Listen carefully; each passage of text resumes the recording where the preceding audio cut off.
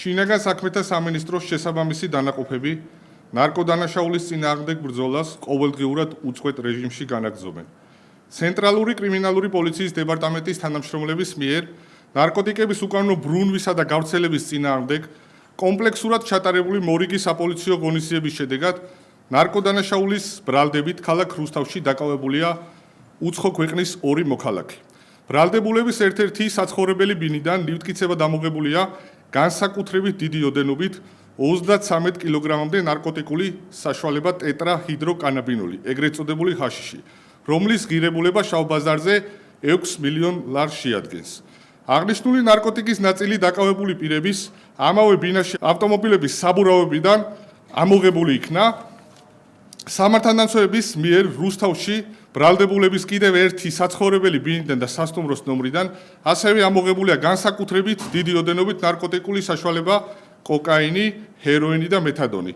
გამოძიებით დადგინდა, რომ დაკავებული პირები შეთანხმებულად მოქმედებდნენ და ნარკოტიკის რეალიზაციას სხვადასხვა მეთოდით გეგმავდნენ, თუმცა სამართალდამცავების ოპერატიული რეაგირების შედეგად დანაშაულებრივი განზრახვა ვერ განახორციელეს. გარდა აღნიშნული პირებისა, გასული რამოდენიმე დღის განმავლობაში თბილისსა და რეგიონში ნარკოდანაშაულის წინააღმდეგ ინტენსიურ რეჟიმში ჩატარებული საპოლიციო ღონისძიებების შედეგად დაკავებული იქნა კიდევ 24 პირი. მათ შორის ნარკორეალიზაციაში სხვადასხვა ფორმით ჩართული 15 პირია. აღნიშნული პირები ნარკოდანაშაულებრივ სქემებში სხვადასხვა ფორმით იყვნენ ჩართული, მათ შორის იყენებდნენ როგორც ინტერნეტ აპლიკაციებს, ასევე ხელიდან ხელში გადაცემის მეთოდსა და ნარკოტიკების კონკრეტულ ადგილებში განთავსების ხერხს.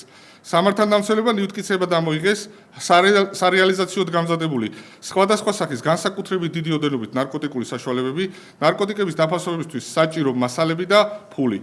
ასევე ამოღებულია სპეციალურად მოწყობილი სათბურები, სადაც განსაკუთრებით დიდი ოდენობით ნარკოტიკული საშუალების უკანონო კულტივირება ხდებოდა.